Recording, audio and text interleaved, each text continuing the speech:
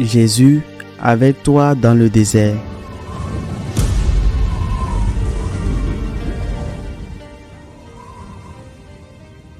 En ce temps-là, Jésus s'en alla au mont des Oliviers. Dès l'aurore, il retourna au temple. Comme tout le peuple venait à lui, il s'assit et se mit à enseigner. Les scribes et les pharisiens lui amènent une femme qu'on avait surpris en situation d'adultère. Ils la mettent au milieu et disent à Jésus, Maître, cette femme a été surprise en flagrant délit d'adultère. Or, dans la loi, Moïse nous a ordonné de lapider ces femmes-là. Et toi, que dis-tu? Il parlait ainsi pour le mettre à l'épreuve afin de pouvoir l'accuser. Mais Jésus s'était baissé et du doigt, il écrivait sur la terre. Comme un persistait à l'interroger, il se redressa et leur dit, Celui d'entre vous qui est sans péché, qu'il soit le premier à lui jeter une pierre. Il se baissa de nouveau et il écrivait sur la terre.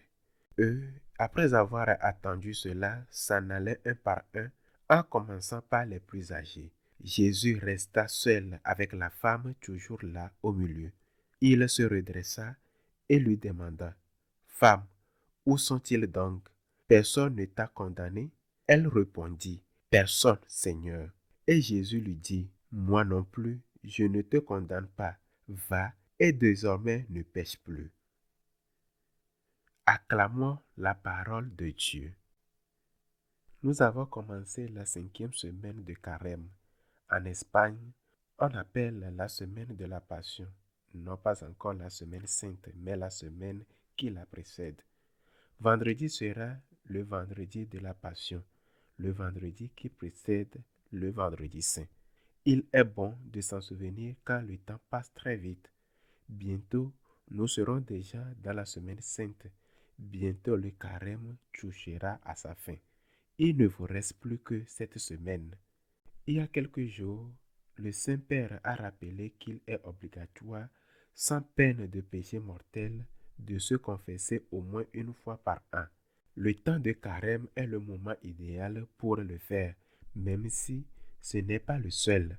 Aucun catholique ne devrait laisser passer ces jours de préparation à Pâques sans faire une bonne confession. Ainsi, en cette semaine de la Passion, celui qui ne l'a pas encore fait ou celui qui a des péchés graves doivent s'y préparer et se confesser. Quant à l'évangile d'aujourd'hui, il s'agit de la scène de la femme d'adultère, une scène organisée pour piéger Jésus car il le connaissait et savait qu'il était miséricordieux. Il ne savait pas qu'il était Dieu, mais il est la miséricorde divine. Si Jésus disait « il faut appliquer la loi de Moïse », lapider-le, il perdait son image de miséricorde devant le peuple. Et s'il disait « pardonnez-lui », on l'accuserait d'être contre la loi de Moïse. C'était un piège. Oui, un piège bien organisé. Comment Jésus en sort-il? Il commence à écrire sur le sol les péchés de ceux qui accusent. Puis il leur dit que celui qui est sans péché lui jette la première pierre. Et cela, il le dit à chacun de nous. Quand tu es sur le point de juger un frère, de condamner, examine ta conscience. Pose-toi la question à savoir, est-ce que je suis sans péché? Es-tu sans péché? Sans doute n'as-tu pas commis ce dont tu accuses ton frère, mais peut-être as-tu fait d'autres choses qui ne sont pas meilleures? Et puis, connais-tu ton histoire? Chacun de nous a une histoire marquée par sa famille, par ses circonstances. Dieu seul connaît le cœur de chacun. Lui seul peut juger. Ne jugez pas et vous ne serez pas jugés, dit le Seigneur. La mesure dont vous vous servez servira aussi pour vous. Pourquoi ne pas te regarder toi-même, par exemple dans la confession? Pourquoi ne pas regarder le mal que tu as fait, qui n'est pas peut-être le même que celui des autres, ou le bien que tu n'as pas fait? Parfois, le bien que nous n'avons pas fait est plus grand que celui que nous avons accompli. Mais ce n'est pas tout. À la femme, Jésus dit, personne ne t'a condamné, moi non plus, je ne te condamne pas. Va et désormais ne pêche plus. Il ne dit pas que ce qu'elle a fait n'est pas grave. Il dit qu'il ne la condamne pas à mort, mais le prévoyait à la loi de Moïse.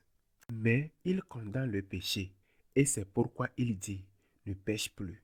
Il ne dit même pas simplement « ne recommence pas ». Il dit « ne pêche plus ». Autrement dit, ce que tu as fait est un péché, quelque chose de grave.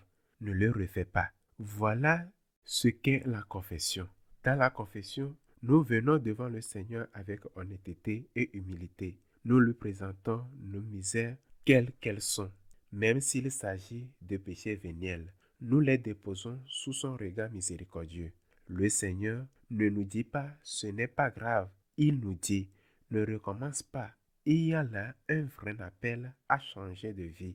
Nous savons que dans bien des domaines, surtout ceux liés à notre caractère, nous retomberons souvent.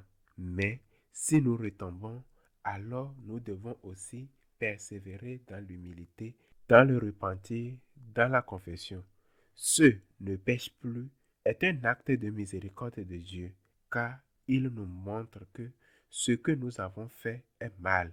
Jésus le Maître nous apprend à distinguer le bien du mal, et Jésus le miséricordieux nous pardonne le mal que nous avons fait.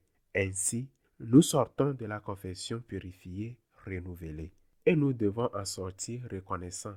Reconnaissants parce que le Seigneur nous a relevés, nous a regardés avec amour, nous a dit qu'il nous aime et qu'il nous pardonne, et qui nous invite à ne plus pécher pour notre bien, mais aussi pour le bien de nos frères que nous blessons lorsque nous péchons.